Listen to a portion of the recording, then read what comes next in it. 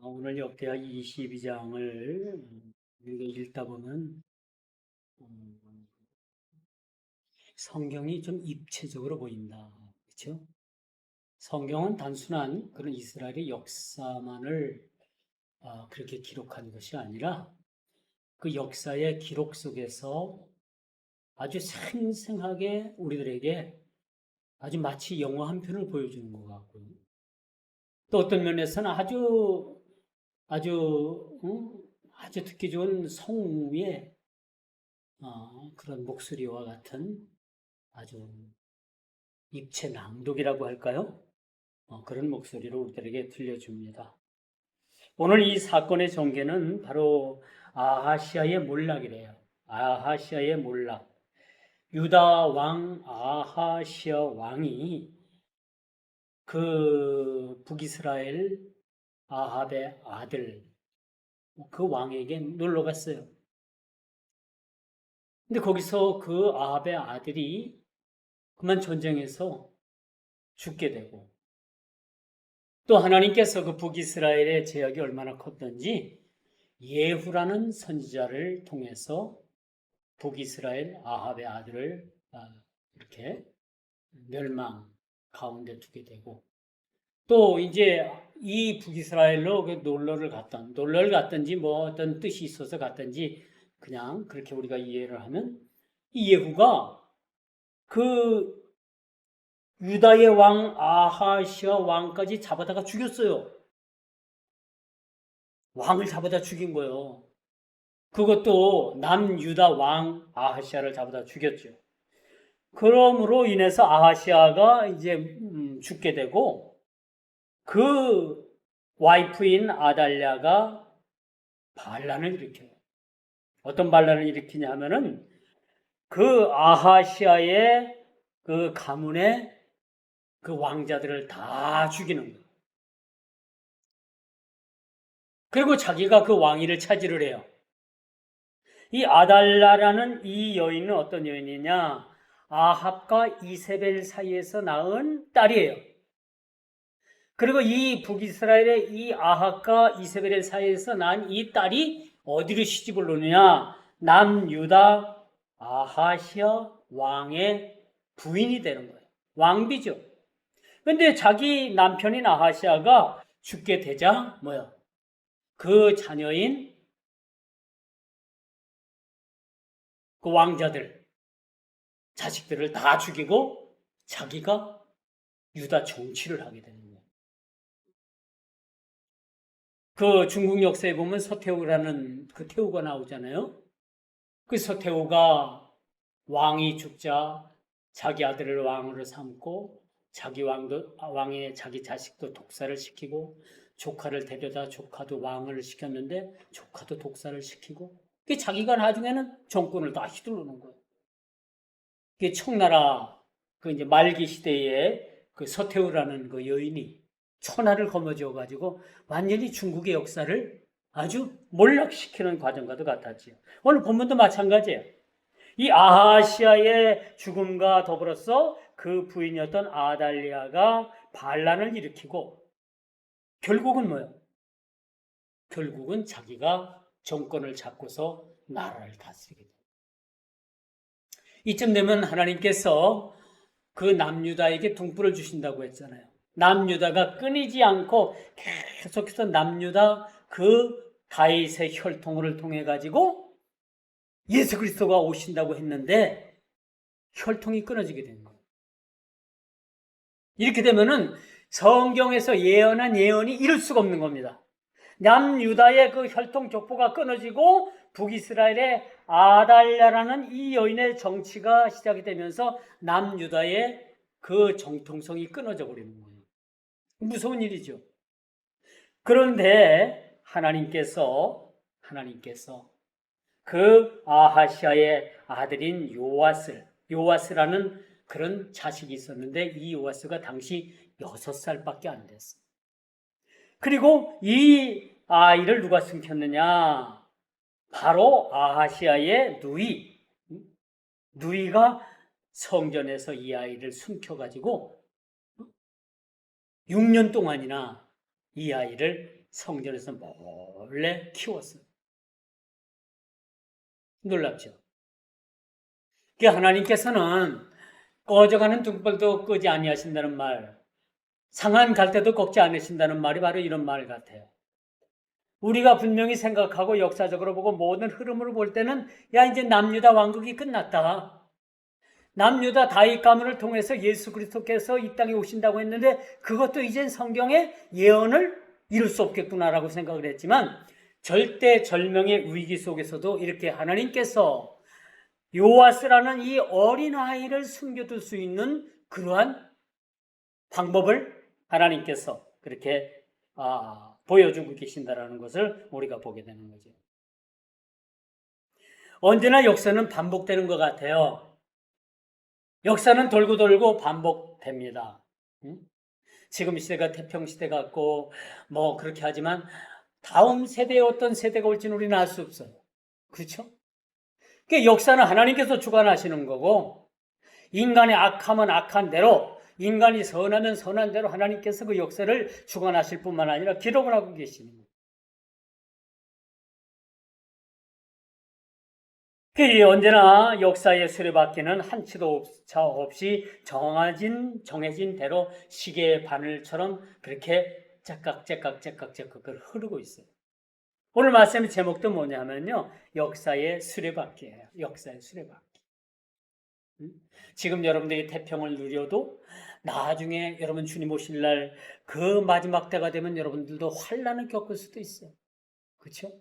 많은 사람들 성경학자들이 7년 대환란이 오는데 3년 반 동안은 우리도 같이 3년 반 동안을 겪고 그 극심한 나머지 후반기 3년 반 동안은 우리가 겪을 수 없기 때문에 우리를 잠시 공중으로 휴거를 시키는 거예요. 휴거. 공중으로 들림 밖에 해서. 그 대환란이 끝난 다음에 이 땅에 주님 강림하셔서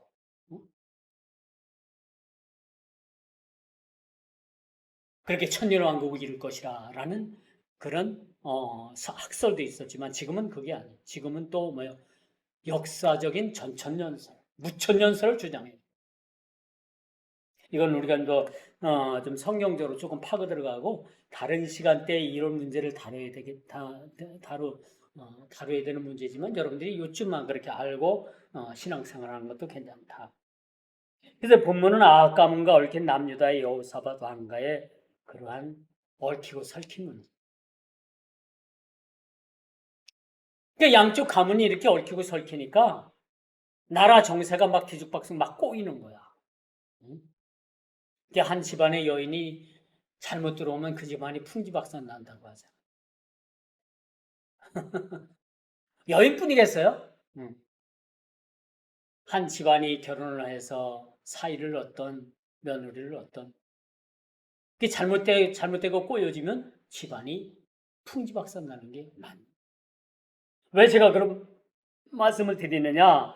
오늘 남유다와 북이스라엘의 이게 왕조지만은 왕가지만은 이 잘못된 결혼으로 인해 가지고 뭐가 꼬여요? 족보가 꼬이고 나라 정세가 꼬이고 나라가 위기 앞에 놓여져요. 위기 앞에. 더 우리가 크게 영적으로 볼 때는 예수 그리스도의 계보가 끊어질 위기에 놓여 있다는 사실을 우리가 보게 되는 거죠. 이게 얼마나 이 중태자한 일일까라는 것을 우리가 보게 돼요. 그런데 여러분 다행스럽게도 하나님께서 준비한 그 여호사부앗이라는 이 여인이 있었는데 이 여인이 아하시아의 아들 요아스를 왕자죠. 어린 왕자를 성전에다 숨기는 거예요. 아달랴라는 이 여인이 왕자들을 잡아다 죽였는데 이 요아스라는 어린 자식만큼은 잡아다가 죽이질 못했어요. 이거 가만히 보면 이게 요행일까? 우연일까? 아니죠.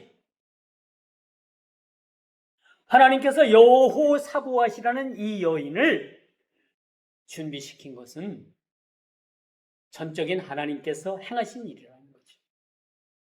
다시 말씀드려서 우리가 인생을 살아가면서 여러 가지 크고 작은 대소사를 만나는 거 아닙니까? 그렇죠? 살아가면서 여러 가지 우리가 일들을 만나요. 만나면서 이런 일들이 우연이라고 생각하면 안 돼요.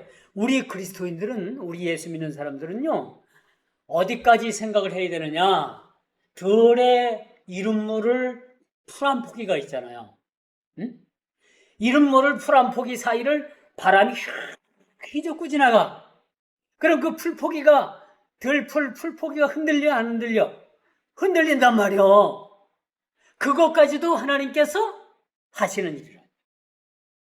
우리 뭐 자연적인 일이다, 뭐 동에서 서로다 부는 바람의 영향이다, 그렇게 얘기를 하지만 그 이름 모를 들풀 한 포기 사이로 바람이 지나가면서 그 풀포기를 이렇게 흔드는 것 자체도 하나님께서 하시는 일이다. 이번에 일본 여름 휴가를 갔는데 이제 호텔방에서 집사람은 침대에 누워있고 나는 서 있는데 뭐 자꾸 흔들려. 이게 왜 이럴까? 와저 흔들 막 흔들. 이게 한참을 그래요. 응? 근데 사실 지진이 일어난 그 발원지는 서울서 부산의 거리예요. 제가 서울에 있다면 부산쯤에서 일어났던 거리입니다. 그런데도 불구하고 여진이 계속 일어나고 흔들하고, 응? 저희 이제 같이 갔던 가족들도 그런 걸 느끼고, 집사람만 그걸 못 느꼈대요. 누워서 침대에 누워 있느라고. 그래서 이제 막 일본 TV를 트니까 막 지진 7.1도 강도가 일어나가지고, 일본에는요 이온몰이라고 우리나라 이마트 같은 큰 마트가 있어요. 그 이온몰이라고 있는데 그 이온몰이 무너져가지고 지붕이 다 내려앉고 막 불에 타고 소방관들이 막 물을 뿌리고 그런 장면들이 막 나오고, 그걸 보면서 지진이 났구나. 우리도 느낀 바. 이게 가족들이 거의 다 느꼈죠. 그런데도 거리에는요 사람들이 너무나도 조용히 그런 일을 너무나도 겪었기 때문에 그런 일들이 일상화되어 있던 거예요. 우리나라 같으면 막 호들갑 치고 난리가 나잖아요. 근데 일본 사람들은 너무나도 그런 면에서 조용하더라고. 그리고 아주 냉정하게 그렇게 대처를 하는 모습들을 봐요. 뭐 사상자도 나오고 건물도 막 불에 타고 넘어지고 그런 모습들을 보여주는데도 일본 사람들은 거기에 절대 동요하지 않고 자기네들 정해진 매뉴얼대로 아주 일을 침착하게 잘 대응을 하는 모습을 보고 일본 사람들은 저런 국민성이 있구나. 우리와 다른 면이 저런 면이 있구나. 그런 걸 제가 느껴봤습니다. 오늘 22장 말씀에 보니까 11절 말씀이죠. 그렇게 왕의 딸 사부앗이 아하시아의 아들 요아스를 왕자들의 죽임을 당하는 중에서 몰래 빼내요. 하나님의 전에 6년을 숨어 있는 동안에 아달랴가 나라를 다스렸더라. 그렇죠? 6년 동안 그 아주 못된 여인, 죄악의 씨앗인 그 자녀에 의해서 남유다가 그렇게 역사가 그렇게 거꾸로 그렇게 달려갔던 모습들을 보게 됩니다. 여호사밧 왕이 타협해서 아합 가문과 맺었던 이 정략 결혼, 이런 문제가 독이 돼서 들어오는 거예요. 우리가 지금 잘못 판단하고 잘못 행했던 일들은 지금 당장 그것이 우리에게 영향을 주지 못하더라도 시간이 지나면서 그것이 독이 돼가지고 그 자체가 상당히 우리 인생을 어렵게 만들고 그것으로 인해 가지고 가문이 파멸되고 한 인생이 멸망을 받고, 그렇죠? 나라가 휘청거리는 그런 모습들을 우리가 보게 된다는 것을 우리가 염두에 둘 필요가 있습니다. 이런 악한 역사 속에서도 하나님께서는요, 이 아하시아의 짧은 통치, 1년을 통치하다가 죽었어요, 왕이. 그리고 이제 그의 자식이 마땅히 왕위를 계승해야 되는데, 아하시아의 부인인 그 아달랴가, 어떤 정치적 욕심, 야합이 있었던 것 같아요. 그래서 그 자식들을 다 죽이고, 자기가 왕권을 그냥 막 휘두르게 됩니다. 이런 모습. 이건 사탄의 모형입니다. 예수님께서도 태어난 지 몇 달 안 돼가지고, 그렇죠? 헤롯 왕이 자기 왕권을 빼앗길까봐 그 2살 밑으로 태어난 아이들을 전부 다 아이들을 죽이지 않았어요. 그 때문에 예수님께서 애굽으로 피신을 가요. 여러분 이집트 가면요. 예수님 피난교회가 있어요. 제법 커요. 그러니까 역사적으로 아주 그럴싸하게 이렇게 만들어 놓은 교회입니다. 그 예수님께서도 보면은 왕이신 예수님께서 피난을 가야만 했던 사실. 그리고 오늘 아하시아의 아들 요아스가 생명을 부지해서 6년 동안 성전에서 숨어 있던 사실.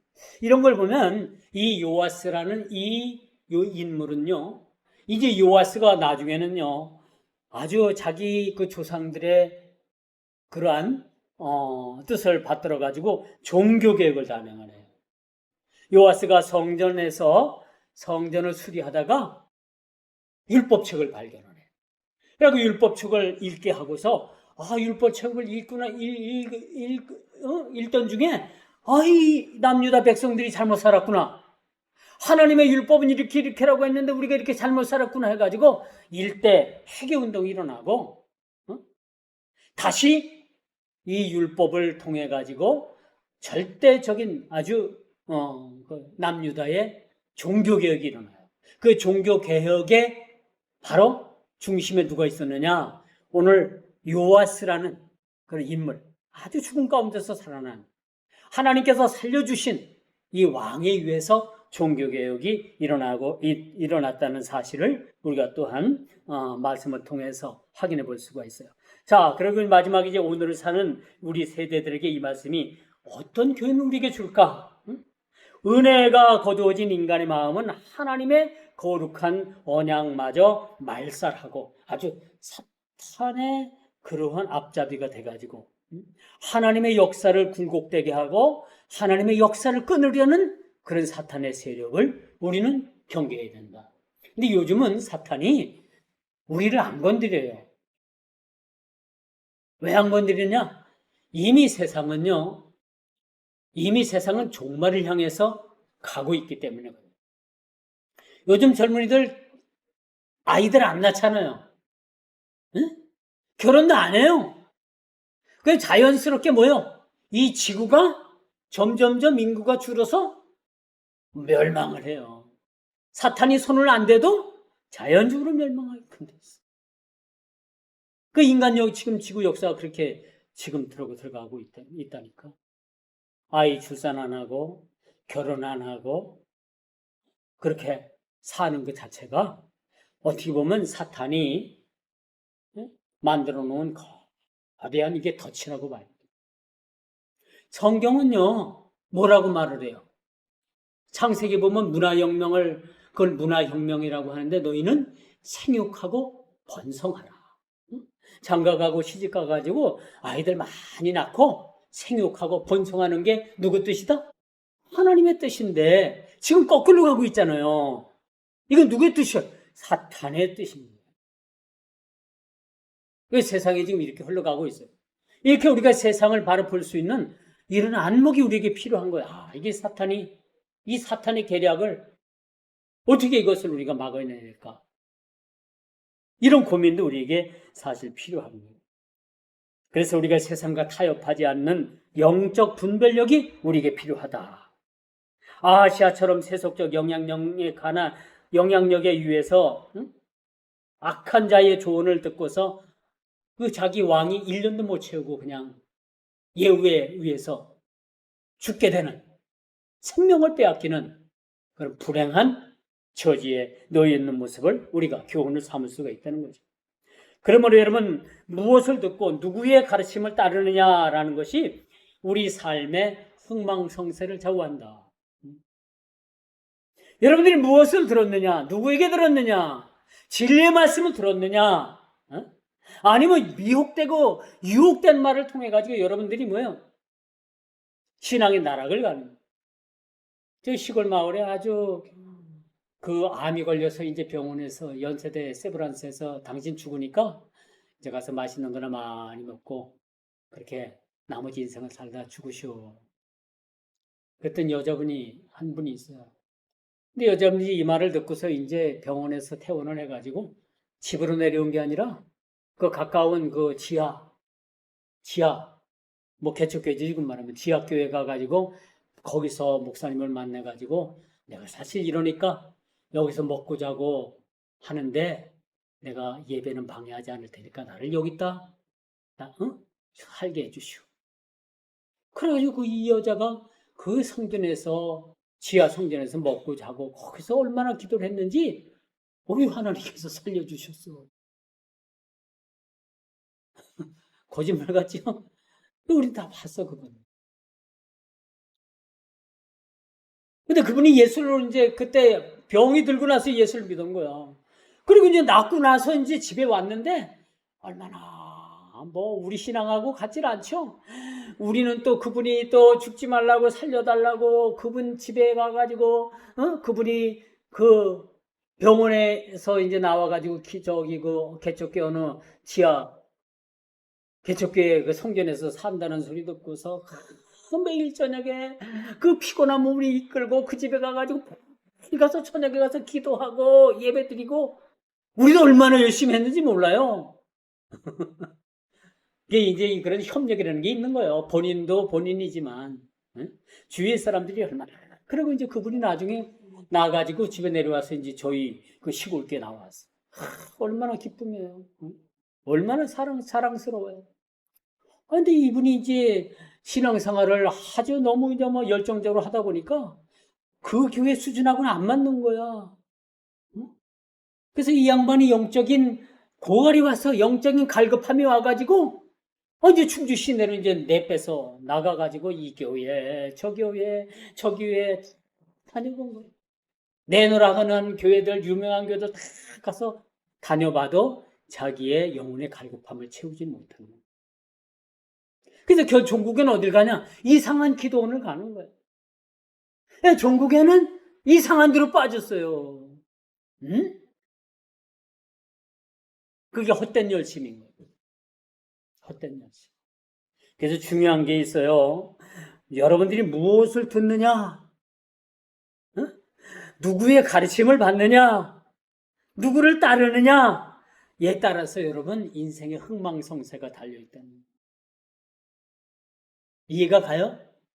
이해가 갑니까? 그래서 사도 바울이 그런 얘기를 하잖아요. 네가 누구에게서 배웠느냐? 누구에게서 배웠느냐? 네 스승이 누구냐 말이요. 네 스승이 어떻게 가르치느냐 말이요. 이게 중요한 거예요. 이게 마지막 때 관건인 겁니다. 아무리 교회 사이즈가 크고 화려하고 1년 예산이 얼마고 그 교회 자석수가 몇천 석이고 교인 수가 몇만 명이고 몇천, 그게 중요한 게 아니에요. 얼마나 하나님의 말씀을 여러분들이 받고 그 진실된 말씀을 여러분들이 받고서 살아가느냐. 그게 중요한 거예요. 꽃이 화려하다고 해서 다 그것이 열매 맺는 게 아니더라고요. 그렇죠? 우리도 이와 같은 거예요. 똑같은 거예요. 마치 아시아의 가문이 북이스라엘과 이렇게 서로 얽히고 설키는 바람에 이 왕은 1년짜리도 못 지키고 죽었어요. 그 아들 자식들이 다 죽었어요. 한 그 사탄의 모양인 한 여인 때문에. 그러나 하나님께서는 이 요아스라는 어린 자식을 숨겨서 이 요아스를 통해서 나중에는 이 대를 통해서 예수 그리스도가 이 땅에 오시는 거예요. 이 성경을 읽어보면요, 이러한 아주 신묘막측하고도 이런 상황 가운데서도 하나님께서는 그 약속을, 언약하신 그 약속을 신실하게 지키시는 하나님이시다. 여러분들이 하나님을 100번 1000번 속일지는 몰라도 하나님은 여러분들을 속이지 않습니다. 늘 하나님은 여러분들 가운데 진실 가운데 거하시는 하나님이시죠. 비록 우리가 하나님을 속일지라도 하나님은 우리를 속이지 않으시죠. 그리고 하나님께서 한번 하신 약속은 변개치 아니하시고 그 약속을 끝까지 지키시는 분이 하나님이시다. 그 약속을 번복하고 그 약속을 파괴하는 분은 하는 쪽은 우리 인간이지 결코 하나님이 아니시다라는 것을 우리가 오늘 말씀을 통해서 여러분 꼭 기억하시길 바랍니다. 이런 어둠 속에서도 성전의 깊은 곳에 다윗의 등불을 끄지 아니하시겠다고 그렇게 신실한 약속을 하셨던 그 하나님, 그 하나님의 신실한 약속이 오늘 본문 22장에 그렇게 아주 녹아 들어있다. 이 본문 22장에서 여러분들 예수 그리스도를 찾아야 돼요. 예수님의 일대기를 찾아봐야 돼요, 여기서. 응? 그리고 요아스라는 인물이 어떤 인물이었냐? 응? 종교개혁을 자기 여호사밧이나 그쵸? 그런 자기 선친의 뜻대로 종교개혁을 단행했던 그런 왕이라는 사실들을 우리가 꼭 기억하시고 오늘 22장을 여러분들이 집에 가서 1절부터 다시 한번 차근차근 읽으면서 이 말씀 속에서 예수님을 찾을 수 있는 그런 저와 여러분들 되기를 주님의 이름으로 축원하면서 말씀을 맺도록 하겠습니다. 다 같이 기도하십니다.